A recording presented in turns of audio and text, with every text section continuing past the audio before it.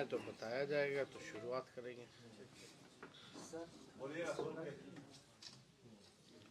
मुख्यमंत्री जी आज से पहले ऑर्डर में आ जाइए, ऑर्डर के बाद शुरू हो जाएगा। ठीक है, शुरुआत करें।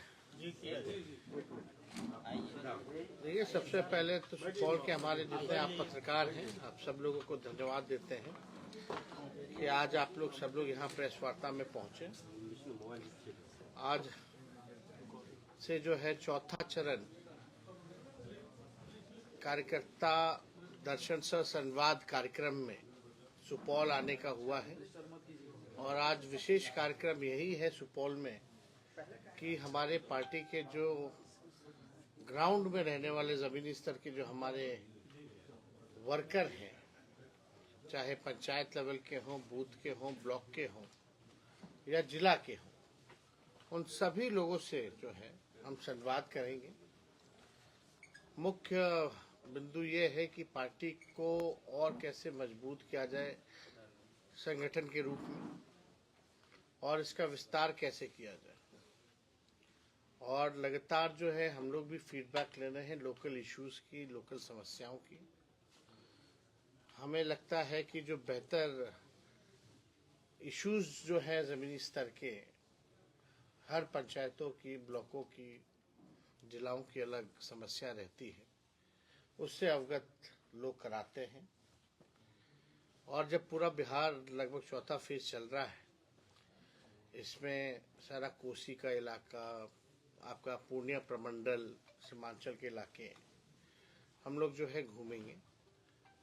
और ये पूरे यात्रा के दौरान एक चीज़ साबित हुई है कि महंगाई, बेरोजगारी, गरीबी मेन इश्यूज हैं। और इसी के तहत हम लोगों ने कई बार जो है घोषणा भी किया है। और मुझे बेहद खुशी है आप लोगों के बीच आते हुए बताते हुए कि कल ही हमने जो है घोषणा किया था। और ये महंगाई को देखते हुए जो कमर तोड़ महंगाई है, भाजपा एनडीए की सरकार ने जो लाने का काम किया है, खास तौर पे जो हमारी महिलाएं हैं, जो आधी आबादी है, उनको अपना मन मार करके हर एक चीज जो है झेलना पड़ रहा है।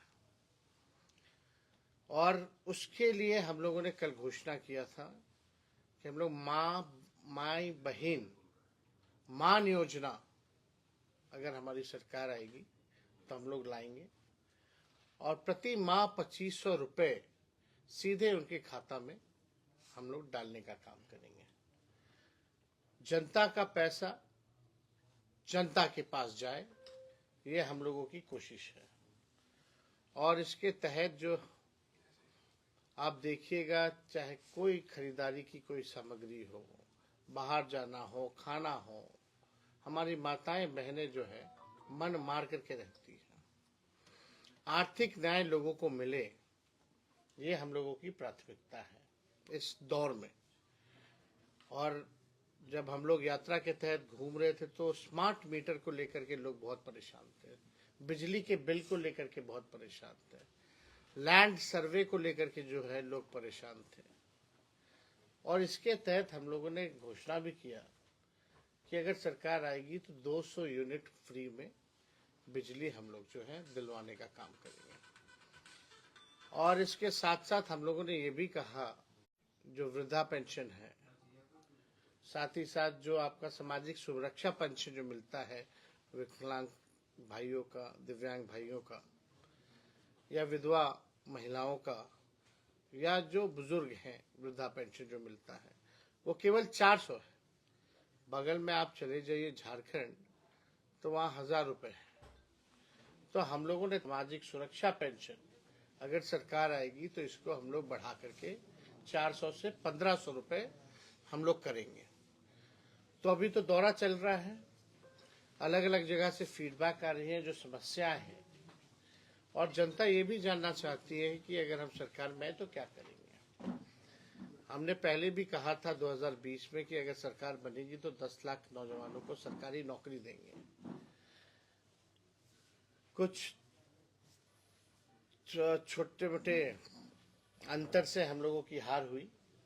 लेकिन जब उप मुख्यमंत्री बने तो 17 महीनों में हम लोगों ने 5 लाख लोगों को सरकारी नौकरी हम लोगों ने दिया।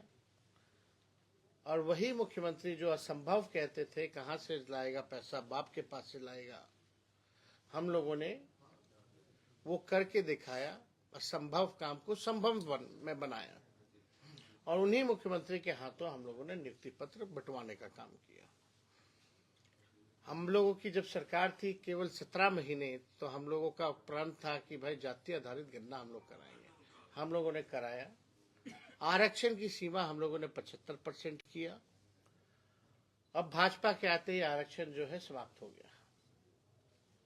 लेकिन इसके लिए जो महागठबंधन की सरकार ने 17 महीनों में जो आरक्षण लागू किया था, इसको लेकर के सुप्रीम कोर्ट पे भी राष्ट्रीय जनता दल लड़ रहा है।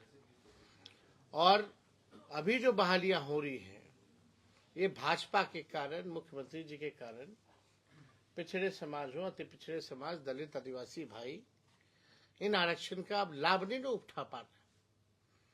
16% का नुकसान हुआ है। यानी लाखों में नौकरियां जो है पिछड़ों, अति पिछड़ों, दलित, आदिवासियों के हाथ से निकल गया। हम लोगों की कोशिश है कि इसको जमीनी स्तर पर, सड़क पर, सदन में या कोर्ट में, यहाँ हम लोग लड़ाई लड़ेंगे और पुनः संघर्ष करते हुए इसको पुनः लागू करवा करके रहेंगे। आप देखिएगा, आईटी पॉलिसी हो, स्पोर्ट्स पॉलिसी हो, टूरिज्म पॉलिसी हो, मात्र 17 महीनों में हम लोगों ने बनाया। 17 साल से जो राज कर रहे थे उनको पता ही नहीं था कि आईटी भी पॉलिसी बनानी है, स्पोर्ट्स पॉलिसी भी बनानी है, टूरिज्म पॉलिसी भी बनानी है। जो खिलाड़ी भी जो बिहार के लिए, देश के लिए मेडल जीत करके लाए, उसको भी हम लोगों ने डीएसपी रैंक तक का प्रावधान स्पोर्ट्स नीति में किया कि नौकरी हम लोग देंगे। और हम लोगों ने लगभग उस 17 महीनों में 72 से 73 खिलाड़ियों को भी नौकरी दिया, अधिकारी लेवल का नौकरी दिया। तो जो पढ़ा लिखा उसको भी नौकरी, जो खेला कूदा मेडल लाया उसको भी नौकरी। 50,000 करोड़ का एमओयू हम लोगों ने, निवेश जो था बिहार में निवेश आए, इसको लेकर के हम लोगों ने एमओयू साइन कराया। सारा काम हम लोग किए। आंगनबाड़ी हो, तालमी मरकज हो, विकास मित्र हो, टोला सेवक हो, सबके मानदेय को हम लोगों ने दुगुना किया उस 17 महीनों में। अब बिहार में डबल इंजन की सरकार है। माननीय मुख्यमंत्री जी कहते हैं गरीब राज है। तो गरीब राज है तो आप विशेष राज का दर्जा अब क्यों नहीं दिला पा रहे हो? अब तो आप भारत सरकार में भी पार्ट है, आपकी सरकार है। अब बिहार को अब नहीं मिलेगा विशेष राज का दर्जा, तो कब मिलेगा? भाजपा के साथ जाते ही संगत का असर पड़ने लगता है। अब तो मुख्यमंत्री को बोलने ही नहीं दिया जाता है कहीं। और आज से शायद पता नहीं निकल रहे हैं संवाद के लिए। तो अब तक के बिहार का इतना खर्चीला मुख्यमंत्री किसी ने नहीं देखा होगा, जो अपने जनता मालिकों से मिलने के लिए ही 2 अरब 25 करोड़ 78 लाख रुपए खर्च करे और एक तरफ कहे कि बिहार गरीब राज्य है। ये किस लिए खर्च हो रहा पैसा? ये पूरी तरीके से ये जो यात्रा है, ये अधिकारियों की लूट की छूट की यात्रा है। बिहार में लॉ एंड ऑर्डर जो है बद से बदतर होता जा रहा है। आप नीति आयोग का सूचकांक देख लीजिए, किसी भी मामले में पलायन हो, गरीबी हो, बेरोजगारी हो, तो बिहार जो है सबसे निचले पायदान पे खड़ा है। अब 20 साल हो गया, अब नीतीश कुमार जी के पास अब कोई विजन नहीं रह गया, कोई रोड मैप नहीं रह गया। अब बिहार जो है, बिहार में स्थिर सरकार ही नहीं रहेगी। जब तक स्थिरता नहीं रहेगी, स्टेबिलिटी नहीं रहेगी सरकार में, तब तक जो है विकास संभव नहीं है। 2012 के बाद आप बता दीजिए कौन सी सरकार जो है 5 साल चली, और इसका दोषी कौन है? बिहार में विकास का नुकसान हुआ, लोगों का नुकसान हुआ। इंफ्रास्ट्रक्चर का जो है फ्रैक्चर हो गया है बिहार में। पुल पुलिया ऐसे गिरता है, एक एक महीने में 18-18, 20-20 पुल गिर जाता। कल उद्घाटन है, वो पुल गिर जाता। ये स्थिति बनी हुई है। तो हम सब लोग जो है जनता के बीच जा रहे हैं, कार्यकर्ता के बीच जा रहे हैं, और हमें पूरा भरोसा है कि जनता का आशीर्वाद, सभी लोगों का आशीर्वाद हम लोगों पर जो है मिलेगा। और पिछले बार मात्र 12,000 का ही गठबंधन में एनडीए और इंडिया के महागठबंधन के अंतर रह गया था, केवल 12,000 का। इस बार जो है मुंहतोड़ जवाब हम लोग देने का काम करेंगे। तेजस्वी के पहले और तेजस्वी के सरकार में आने के बाद, मेरे हटने के बाद, आप देखिएगा जब हम सरकार में नहीं थे या मेरे हटने के बाद, पेपर लीक, लाठी डंडे बरसाए जा रहे, पेपर लीक हो रहा है। एक परीक्षा जो है बिना पेपर लीक के हो ही नहीं पाता, चाहे वो 10वीं का परीक्षा हो, चाहे बीपीएससी का परीक्षा हो। एक परीक्षा कंडक्ट ये नहीं करा पा रहे, एक परीक्षा कंडक्ट नहीं कर पा रहे। लेकिन हम लोगों ने 3 महीने में विज्ञापन भी निकाला, परीक्षा भी हुआ, रिजल्ट भी आया, नियुक्ति पत्र भी बिना पेपर लीक के। अब क्या मामला आ रहा है भाई, हर बार पेपर लीक हो जा रहा है। जो परीक्षा नहीं करा पा रहा है वो बिहार को क्या सुधारेगा, सबसे बड़ा सवाल खड़ा होता है। तो हम सब लोग जो है हर एक मुद्दे को उठा रहे, और हमने कुछ दिन और चाचा जी हमारे रुक जाते तो हमारा एक और घोषणा था 20 में कि जितने अभ्यर्थी होंगे कोई परीक्षा देने आए तो उनके आने जाने का, रहने का प्रबंध हमारी सरकार देखेगी। ये भी करवा लिया जाता, लेकिन ये कोई नहीं। जब हमारी सरकार बनेगी तो जितने भी अभ्यर्थी होंगे उनके आने जाने का, रुकने का खर्चा जो है हम लोगों की सरकार देखने का काम करेगी। और आज सुपौल जिले में सभी नेता हैं, सभी कार्यकर्ताओं से आज हम लोग संवाद करेंगे, और खास तौर पे सुपौल जिले में राष्ट्रीय जनता दल और संगठनात्मक तौर पे कैसे मजबूत हो। हर विधानसभा के, हर ब्लॉक के, हर पंचायत के, बूथ के लोगों को बुलाया गया है। राय विश्व हम लोग लेंगे, उन लोगों का बात सुनेंगे, और जो सुधार करनी पड़ेगी वो सुधार हम लोग करेंगे। तो आप सब लोग यहाँ आए, कोई सवाल अगर आप लोग पूछना चाहेंगे तो। सर, माई बहन योजना आपने लागू किया, उस पर विपक्ष, सत्तारूढ़ पक्ष हमलावर है, जो 19 साल के सरकार में महिला घर से बाहर सुरक्षित नहीं निकलती थी, आज माई बहन का याद आया है। देखिए, सब तो अफवाह फैलाते लोग। कौन नहीं निकलता था, सब निकलते थे। तो ये लोग देखिए मुद्दे की तो बात करते नहीं, और जो लोग बोलने वाले हैं इस पे तो बोल नहीं रहे। ये अच्छा कदम है कि नहीं है? हम मुख्यमंत्री जी के टेप रिकॉर्डर और जो थाली पीटने वाले लोग हैं उनसे हम बात नहीं सुनना चाहते, हम केवल मुख्यमंत्री से सुनना चाहते हैं। ये लोग अपना टेप रिकॉर्डर अपना चलाता रहे। इन लोग जो बोलता है, लोगों को पूछे क्या कुछ जानता है क्या पूरे बिहार में? हम तो मुख्यमंत्री जी से सवाल करना चाहते हैं जो बिहार चला रहे हैं। आए और बताए। आप तो 20 में कह रहे थे नौकरी असंभव है, क्या ये भी असंभव है क्या? आकर के उनको बताना चाहिए मुख्यमंत्री जी को। और देखिए, महिलाओं को लेकर के हम सब लोग चाहते हैं कि आधी आबादी जो है उनको मान मिले, उनको सम्मान मिले, उनको अधिकार मिले, और उसके लिए हर एक प्रयास हम लोग करेंगे। तेजस्वी जी, शराबबंदी के बाद वैसे ही क्राइसिस झेल रहा है बिहार फंड को लेकर के, तो ऐसे में जब आप यह घोषणा कर रहे हैं, इस फंड का एलोकेशन कैसे होगा? क्या योजनाओं में कटौती होगी या टैक्सेशन में वृद्धि होगी? आप देखिए, आपका सवाल ये है कि पैसा कहाँ से आएगा? ये तो मुख्यमंत्री भी कहते थे पैसा कहाँ से आ गया, 5 लाख तो दे दिए हम लोग, 3 लाख प्रक्रियाधीन भी चल रहा है कि नहीं?